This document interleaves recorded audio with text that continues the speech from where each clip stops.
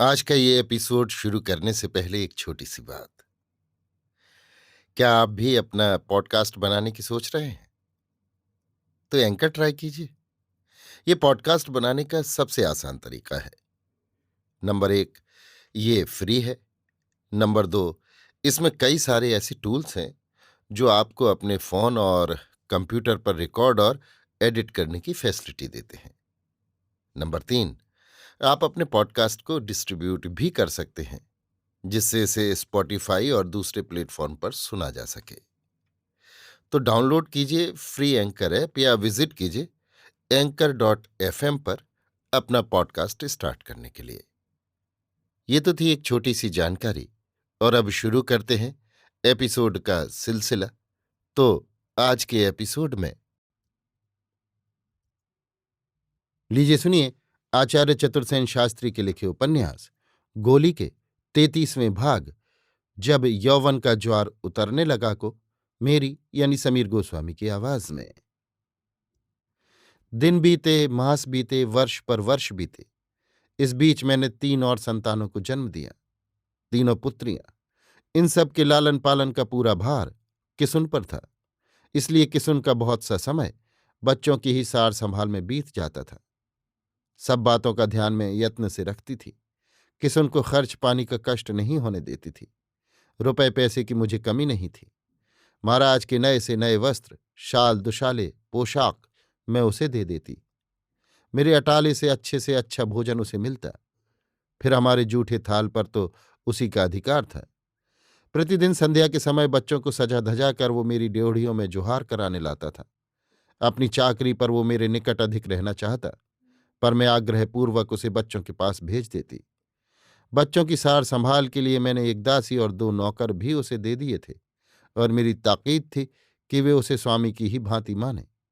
पर किस उनका व्यवहार उनके साथ भी सदैव कोमल सहयोग कर रहा था। बड़ा पुत्र अब मेरा 17 वर्ष का था और सबसे छोटी बच्ची 3 साल की। बड़ा पुत्र ये समझता था कि मैं उसकी माँ हूं, पर वो ज्यों ज्यों सयाना होता गया वो समझता गया कि वो जन्मजात गोली है। किसुन को वो बापू कहता था और महाराज को अन्नदाता तथा मुझे सरकार। मुझे ऐसे भी अवसर मिले जब मैंने उसे अंक में भरकर बेटा कहा, उससे आंख मिलाकर कहा, मैं तेरी माँ हूं, मुझे माँ कह। पर वो सदा हंसकर लजाकर आंखें नीची कर लेता। उसे एक बार भी मुझे माँ कहने का साहस न होता। पर अपने हृदय में वो जान अवश्य गया था कि मैं ही उसकी माँ हूं। सो उसके नेत्रों में जब किसी स्नेह, प्यार और आत्मीयता की चमक मुझे दिख जाती थी तो मेरे अंधकारपूर्ण मन मंदिर में बिजली सी कांप जाती थी।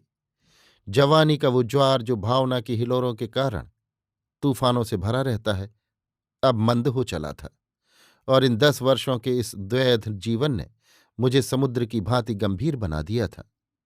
इस बीच मैं 2 बार और समूचे यूरोप, जापान और अन्य द्वीप खंडों में घूम आई थी।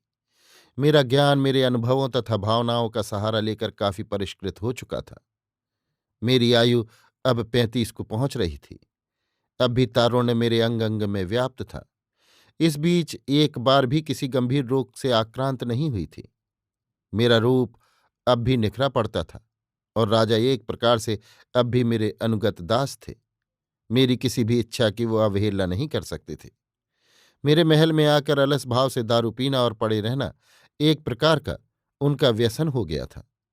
मैं भी अब उतनी अदब कायदे की पाबंदी नहीं करती थी। महल में सब कोई मुझे रानी ही के समान आदर करते थे। केवल एक पुरुष था जो इसका अपवाद था। वो था लालजी खबास। वो अब भी मुझे गोली ही समझता था। चंपाबाई कहकर पुकारता था। कभी सलाम मुजरा नहीं करता था, और चाहे जब बिना इत्तला किए मेरे महल में आ धमकता था।